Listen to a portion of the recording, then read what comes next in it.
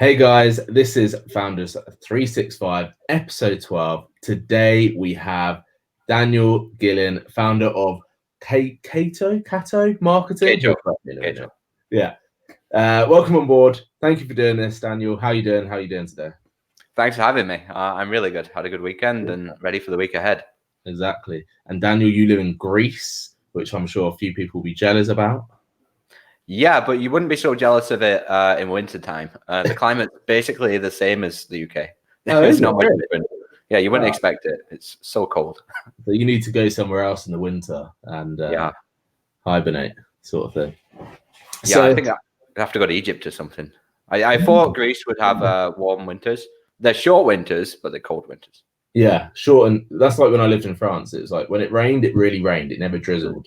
It like you had floods, and then it was fine for weeks, which is always interesting. Anyway, talk to me all about how you started, how you got on, and I really want to dive deep, like I just said to you before the call, into how you're running this business on a completely staff remotely. You know, you're living it up in Greece, and everywhere else is all your staff is everywhere else. Well, so for me, first of all, I decided my lifestyle. So I actually used to have a full-time office job, and I decided I wanted to move and live in Greece. And I really thought, I went to my boss and said, look, I can do this from anywhere. So I'm going to move to Greece. You just keep paying me. I'll keep doing the job. I'll actually work extra hard, so I'll be happier, and everyone will be happy. And my boss said, sorry, there's no way that can ever happen. So I was like, okay, I'm going to have to quit my job, start my own business, and then I can move to Greece. So I did that. That took about 2 years. So I went down to 4.5 days at work, then 4 days, then 3.5 days, then 2.5 days, then fully quit. So that kind of gave me, like, I still had a bit of my salary, and, you know, I had my business revenue on the other side, and it allowed me to transition. So I really cut down from full-time work. And then eventually I was on my own. All my revenue was then from my business. And I was preparing to then move to Greece. At that point, actually, my business kind of died. I lost all my best clients, and I was really thinking, like, should I quit and get another job, give up on the dream? And then, right at the stage when I was just rewriting my CV to send for jobs, then I got like 2 clients in a month, which was like a big deal for me at the time. I had a staff of 1. So then from there on, it just got better and better, So I moved to Greece. I started hiring my remote team. So they live everywhere. I've had people working with me in the UK, in America, in former Yugoslavian Republic of Macedonia. Oh, wow. Bulgaria. I had a couple of people in like India and Pakistan and stuff for a while, but that didn't really go very well at all. So I've kind of kept to hiring people within Europe now. The costs are a bit higher, but you just have so much similarity with people from the same kind of cultural background, time zones and that sort of thing as well. Yeah, I find it much easier to work with, people from Europe. Yeah, even if the cost is a little bit more expensive. Yeah. Why did you decide to go down the route of having 100% staff remote? Because that's why a lot of people want to do that. So it'd be interesting to hear, but your thought process behind doing that. Well, it was out of necessity, really, because I wanted to move to Greece. Greece has a very, very difficult tax structure. It would be next to impossible to build a business here. And look, if Greece was more business friendly, I would open an office tomorrow, and it would actually have at least, maybe 1 or 2 people remotely that could actually meet. I think I would actually enjoy that, actually having a local office, but it's just not possible. So it's a remote team by necessity, which does prove some challenges, but of course there's advantages as well. So a remote team isn't as hard as you might think. Just, you don't have that interpersonal communication. So it does have unique challenges. So for you, what's the biggest pro other than the cost element of not having to, have someone hiring someone for 365 days a year? What other elements is the massive advantage of having this remote team? Well, if you've got a remote team, you open yourself up to a much wider set of talent, because, like, say even now, if I say, okay, I'm only really going to look for people in Europe now, that's a huge area, right? So, there's fantastic coders in Ukraine. There might be brilliant content writers in Ireland. and you've got this huge tool of talent. Mm-hmm. A lot of people out there are actively very, very happy to work remotely. There's a lot of people like me who, they might not have started their own company, but they've moved to, say, a Mediterranean company or somewhere where the cost of living is a little cheaper. And, they're totally happy with a remote position. They might pay a little bit less than, say, in the UK, but where their money is going to go a lot further. So it does open you up to a much wider group of people. And have you noticed anything different in terms of having a remote company and the feel of your business itself? So like you said, it would be really nice for you to have an office tomorrow and have that interpersonal, what John did at the weekend, for example. But talk me through that element. Well, I think one challenge with having a remote team is you have to be very, very specific with what you ask people to do. I think the bounds of responsibility people can take on is perhaps narrower, because there isn't that very easy, just tap someone on the shoulder and ask a question if they've got something difficult. Yeah. So you might say person A in Ukraine has this very, limited set of things they do it fantastically and they do it on schedule. But then if you're trying to have them take responsibility for something as perhaps so simple as answering the phone, maybe have the phone number directed to them when they're not doing anything, that is going to be very difficult. Because if they have an issue in a traditional office, they could just go, 1 second, hey, Dan, this person wants to know this. What should I tell them? If it's a remote team, that's not possible. So I do think that is something you got to be aware of. I do think if you had a team in an office, you could very easily, have one person filling in for someone else. Yeah. Maybe have a wider bunch of responsibilities. It's a short, which is all harder otherwise. Having an in-person team, obviously, like you just said, decreases that time to speak to people. You don't have to wait for people to come online or wake up, or because some people I know that are dealing with remote teams, they might be based in one time zone and their whole team is based in a time zone 10 hours difference, which is crazy how they manage to do that because of that time zone difference. But it's for you, when you decided it, how quickly did you go, right, I really need to implement those systems and that framework to make this work? What I found really, really helpful, and I don't know why I was so late adopting it, was just a well-organized Slack channel with, sub-channels for every possible thing. So say if we have a client and we're doing maybe SEO and Google Ads as services, actually break that into 2 different channels. So there's an SEO and maybe even have a billing channel as well, if other people are involved in the billing, and really break it down like that. So the communication is as structured as possible. I actually try, some people have these remote teams and they have like daily onboarding meetings. They might have a scrum.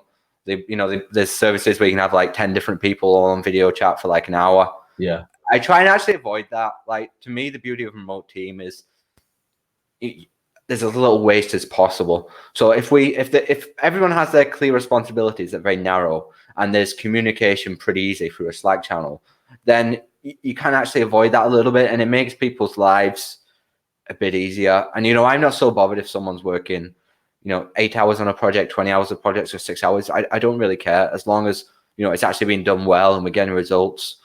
And so if I can remove needless conversation from people's lives, that makes them happier. It frees up more time for them. It frees up more time for me. It really works a lot better for everybody, I think.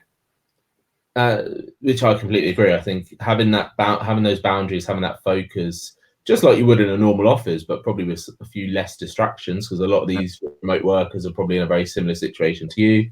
They're working from their home or from a shared office somewhere, that sort of thing, and which is really interesting. So in terms of your business itself, in terms of the marketing business itself, and you focus on law firms and e-commerce, right? Mm-hmm. Yeah. From an outsider point of view, those are 2 very different niches, 2 very different, like traditional. When you think of law firm, people often think, suits, traditional law firm, and then e-commerce is like the new, hip, trendy Facebook ad tool you can drop. So what made you go for those 2 focuses? Okay, so my office job was actually e-commerce. So when I worked in an office, I was doing digital marketing for a series of e-commerce websites. That's kind of where I learned Google Ads, SEO, pretty much everything that I then built my business off. I learned in e-commerce. But my actual first ever serious business client was a lawyer. And I have quite a unique approach to lead generation for law firms. It works very well, and it's quite different than other people are doing. So I found I could deliver the service very well for law firms. And so I went from that law firm to another law firm and, getting referrals to other lawyers. And I very quickly found that it made sense to market the agency at law firms.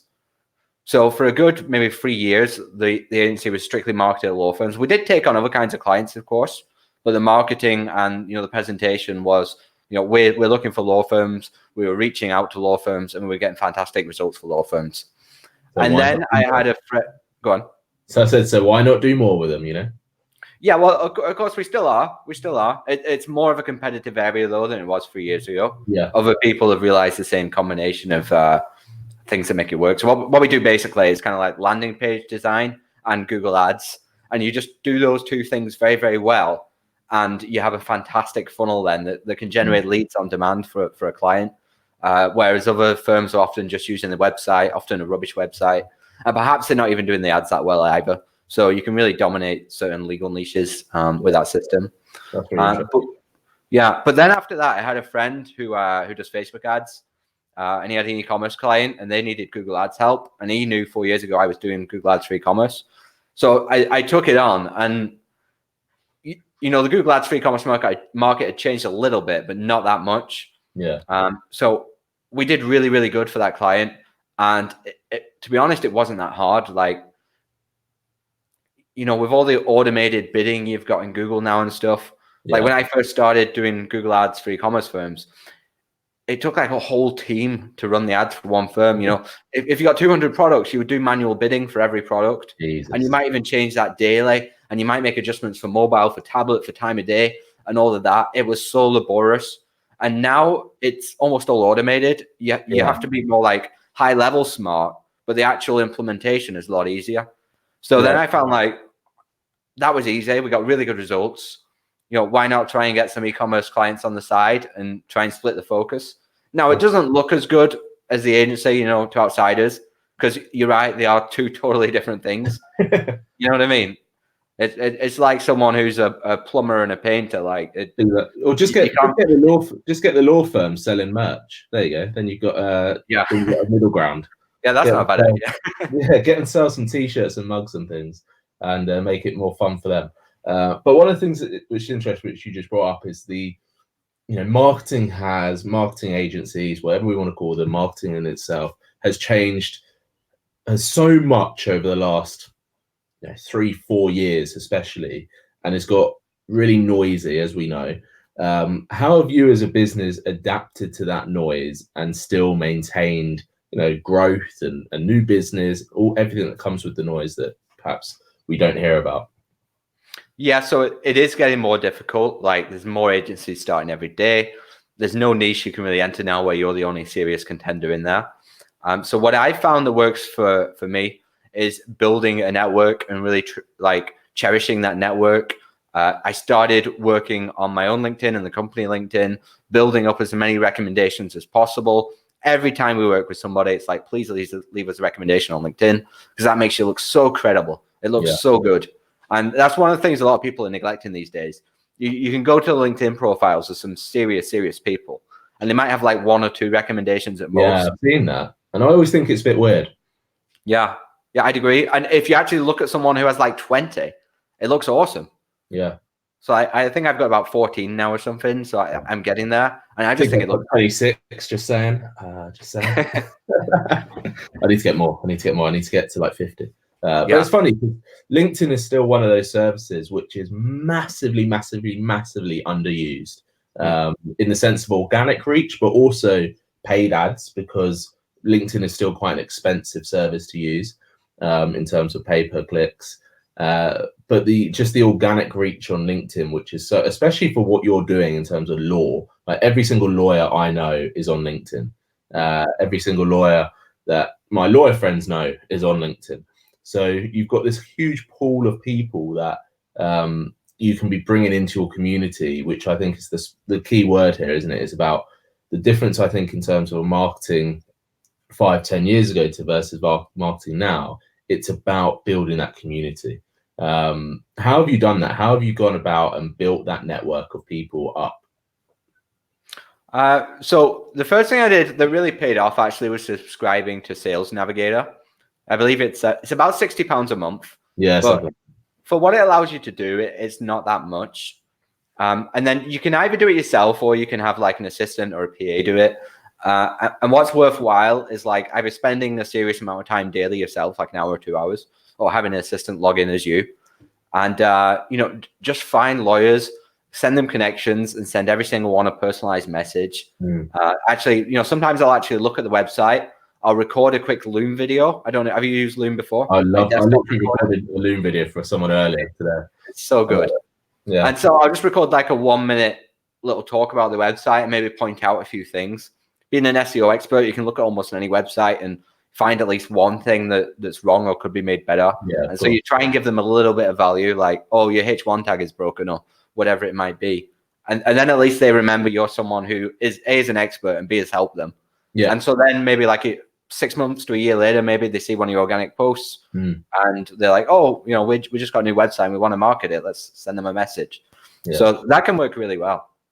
And I think that timeline is correct. It's about nurturing the relationship rather than trying to connect with someone, whether that's LinkedIn, Facebook, Instagram, whatever it is.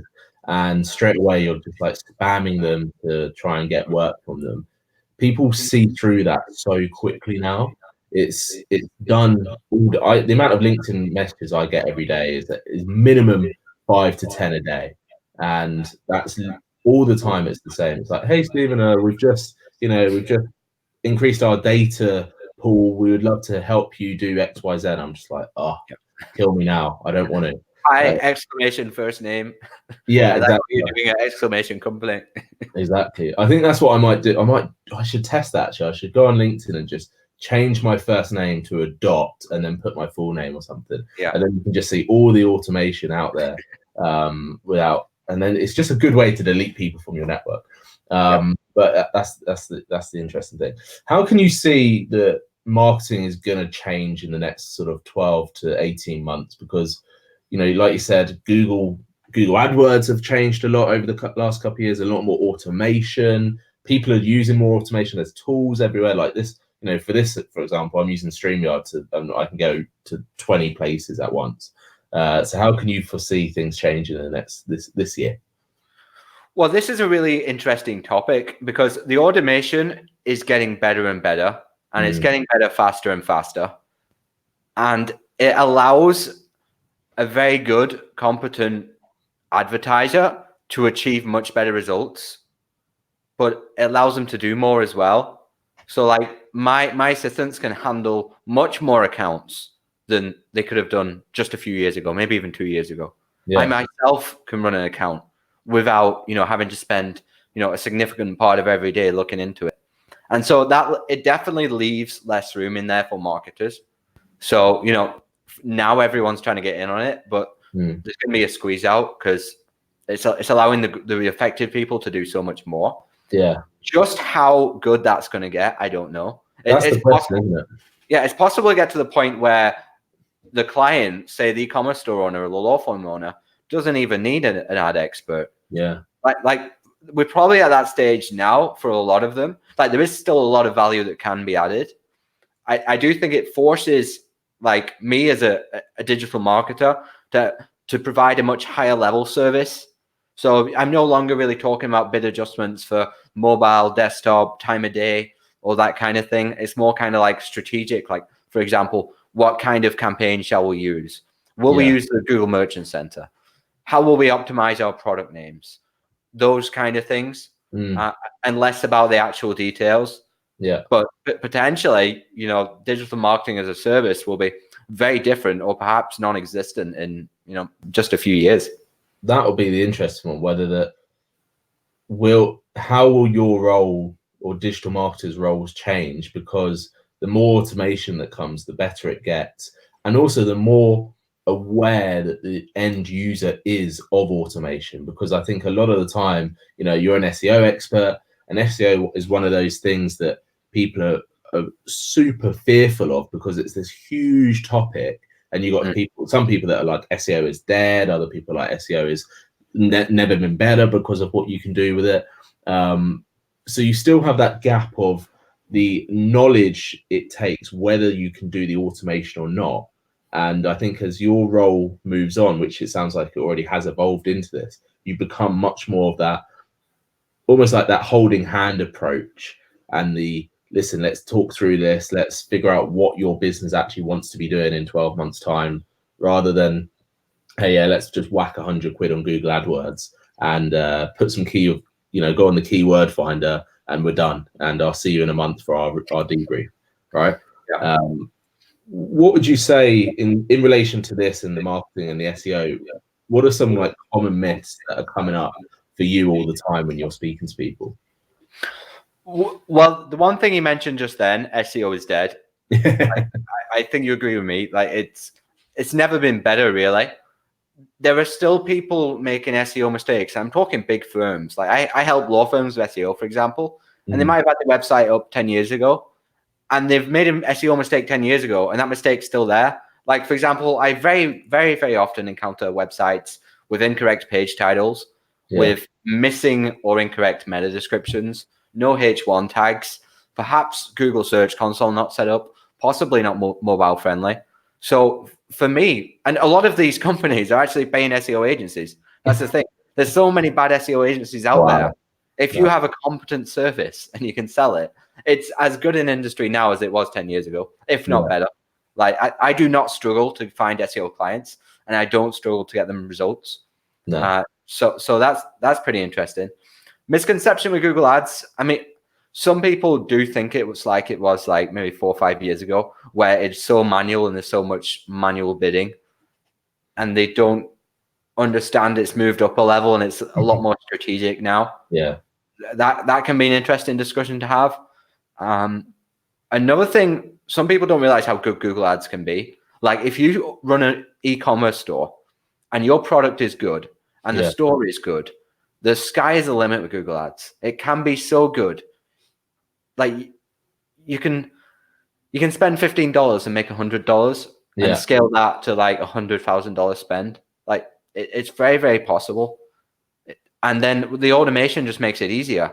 There are a lot of these Google Ads people who've been doing it since Google Ads first came out, and they hate the automation. They refuse to use it.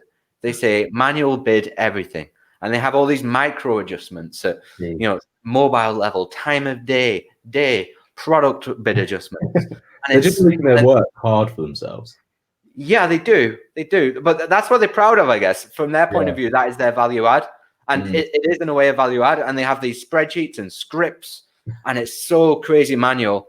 I guess the advantage of that is the client can never fire them because their entire ad account is so damn complicated. Nobody could ever understand it or take it over. That's great. Why is it, do you think, that there's still businesses out there that are paying SEO agencies and, like you said, they don't even have their H1 sorted, their H1 heading sorted? They just don't know anything about it.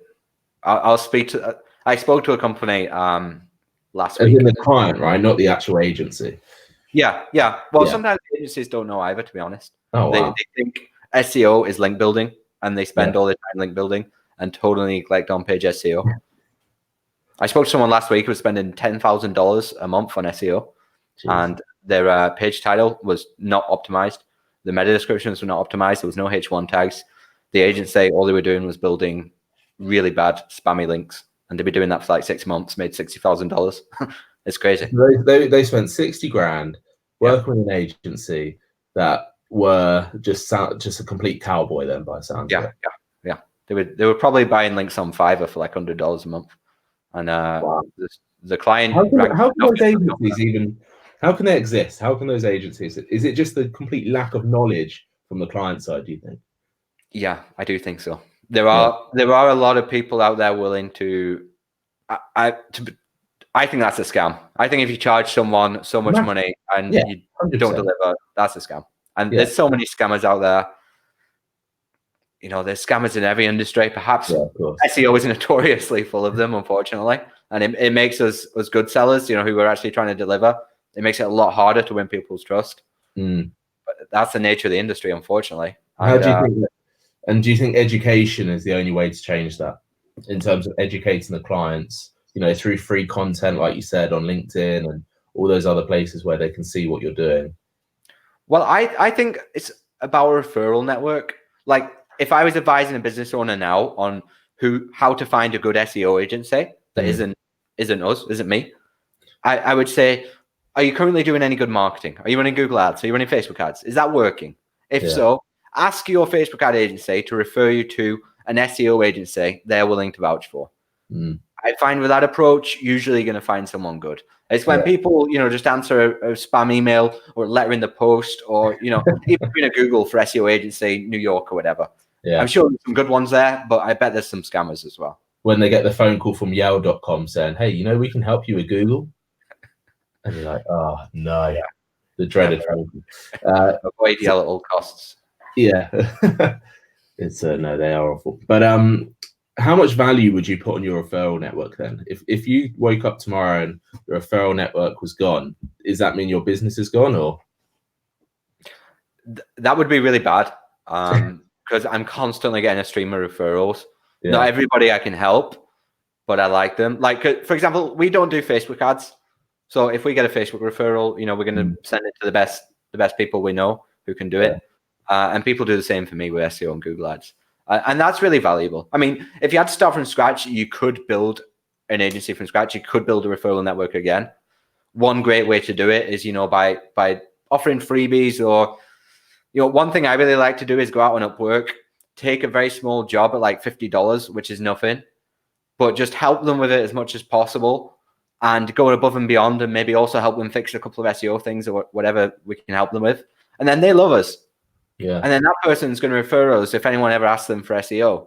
And if they ever need SEO, they're going to go with us. And so even though we spent like 2 hours on this $50 project, which is nothing, you've gained a very, very important contact. And that can be a really good way to grow your network. And that's a really interesting point, because a lot of people will get to a certain level and forget about doing things like that, when actually, like you said, it's the back to what we said earlier, even it's that long-term relationship that you're looking for. It's not the quick, 10 grand project that sure it'd be nice, but you want to be able to get 10 grand projects, for example. And you can only do that by being the best at what you do and having that, because people buy from humans, right? It's a human-human relationship. And a lot of people forget that. A lot of people think that it's a very transactional world we live in. Which to a degree it is, but I think every single transaction you have has some sort of human element on it, and that's what people forget, which is super. Which it proves to show that you've been able to build up this agency, have a completely outsourced team, whilst living it up in Greece, even though it's cold right now, whilst winning new clients and having that continued growth. But what are you doing in terms for your business for the next? Like, how are you going to grow next? What's next on your to-do list? Well, I definitely want to start trying putting out some content. I just bought this microphone I'm using over Christmas. I want to try and do some videos. I really enjoyed last year, doing Loom videos for clients. It's such a fantastic way to show people things. If you tried to do it with screenshots and email, it would be a bit difficult. I don't know what it is about Loom, but I really enjoy it. It's literally, I was speaking to someone about StreamYard, which is the service I use for this podcast. And they were asking a couple of questions. So I just was like, right, I'm going to record a Loom, showed them all the back end of it. And it took me, 3 minutes? But it was just so nice for me to do. Just not in terms of being nice, but I just really enjoy doing it for some reason. I don't know why. Loom has the power to do that. Yeah, it's funny how it took so long for something like that to come about. Seems to me the technology could have been there 10 years ago. I think it has always, but Loom has made it seamless. Literally, you click it and it's done. Love it. And then it automatically gets sent the link and it's done. Whereas before you would have QuickTime screen record, and it would record, and the screen file is 6 gig for a minute. And I'm like, gee, how does that even happen? Yeah. Do they make money yet, Loom? I'm not sure. I think they've released a pro version. Yeah, I think they have. I think I got a notification recently saying have a pro, but for right now, I don't know why I would upgrade to a pro. I'll have a look at it and see. So what other things? So growth, back to, we really went on a Loom tangent then. Back to growth in terms of your business. What's happening? Where are you going to go? So I definitely trying to put out more content. We have flooded with paid funnels in the past. like, for example, making a Facebook ad funnel. You might think you run a Google agency. Why aren't you building a Google ad funnel? Well, the problem is when you do that, you can beat them with every single Google ad agency in the world. Sure. And the nature of Google bid auctions are the more people, the more expensive it gets. Yeah. So it's pretty difficult. I mean, there are some new strategies we've got. We do have a couple of like secret methods we've got for targeting very specific audiences that are very new and aren't out there. So I might try those. Definitely want to experiment with it, I guess. It's all about trying new things. Like a referral network is good, but it's only going to get you so far. Yeah. And you're totally right in that the cycle of building a contact to maybe get a client from them can be 6 months to a year. It would be really cool to have a system like we build for the clients where every day you're getting new people coming through, and those people can convert into paying clients in just a few days or a phone call. Exactly. It almost sounds like what I say to so many people. It's like you've got to hire yourself and make yourself a client to start putting the stuff that you do for clients in for yourself. We often forget that as business owners. We always giving, and then we need to always have that time to go, actually, in my business, how are we going to grow? How can we be putting some of this new strategies that we're using for our clients into our own business? I think people are often quite running at 100 miles an hour that they forget that. That's a great way to put it. Hire yourself. Yeah, I'll definitely think about that. And exactly. And I've even gone through clients, and they struggled with just being like, okay, yeah, I'm going to hire myself. That we actually made them, set up a call in their diary with themselves, sit down with like everything that you do with a normal client, do it with yourself.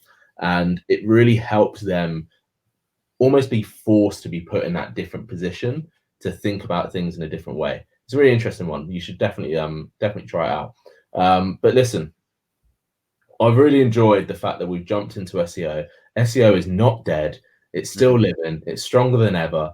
But what else for you for my last question? Well, my last question is always this. It's if someone wanted to start an agency right now, and I've seen probably like 4 posts today alone on some of the groups about agencies. If someone was going to start an agency now or that sort of level, what would be 3 of your tips or value that you can give them to help them along their way? Okay, 1, there's a landing page builder called unbounce.com. I use them all the time, and it's such a fantastic tool. You can do everything from creating a landing page to A/B testing a page. You can even create a 1-page website for it, and it saves you having to mess around with hosting and installing plugins and all of that. And so if you want to be able to get a client online quickly, or even dramatically improve their existing, landing pages or whatever they're using, Unbounce is a tool that anyone can use, and it allows you to get some really cool looking stuff up there really quickly. So that's really cool, because otherwise you'd have to look for a developer, a designer, you'll turn a PSD into forget all that, boring. Use Unbounce. Just get out there, start making some clients. 2, a good service you could offer now that some people offer it, but it's really in its prime, would be Google My Business optimization. So Google My Business is formerly Google Maps. It's the map result to the top. And a lot of times now, websites are being completely bypassed by Google. It is just the Google My Business. What's the word? Results. Yeah. Like placement. Yeah. At the top. Profiles. There we go. So you can, and so many people, it's free a lot of the time. It's totally free. And there's so many business styles out there that either don't have it at all or do have it and it's just the bare bones. And simply by going into there, uploading every image possible, filling out every form possible, putting on semi-regular content, you can have your client showing at the top, and that can transform their business. You could 2 times, 3 times, maybe 5 times their incoming inquiries just by being at the top of that. And all you have to do is just fill in the bits that Google tell you to fill it in. So if you can offer that as a service, it's very easy to do. Doesn't require any in-depth SEO knowledge or website knowledge or anything like that. You could do it tomorrow. It's super easy. Wow, that's a great one. And number 3, your last one. Number 3.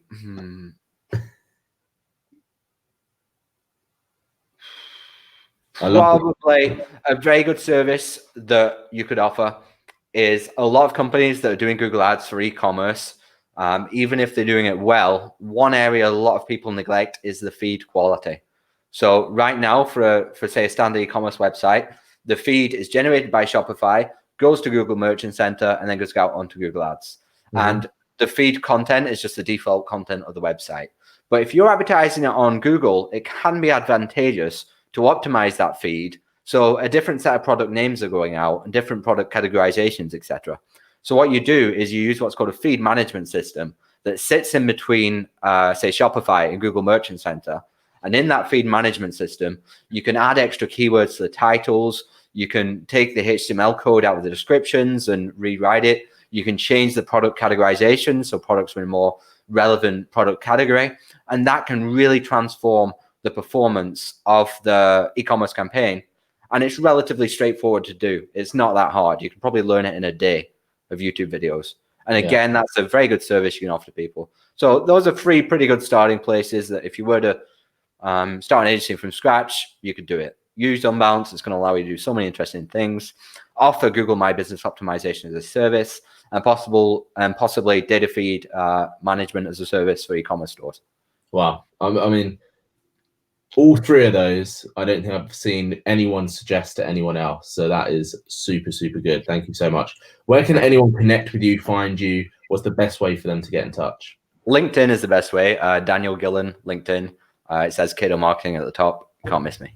Cannot miss him, and his name is right there in front of us, so we can't do it wrong. Thank you, Daniel. Thanks for coming on. Thanks for being the 12th guest on Founders365. This has been fantastic. You have been listening to Founders365 or watching, and I've been Steven Haggerty. Thank you, everyone. Thank you.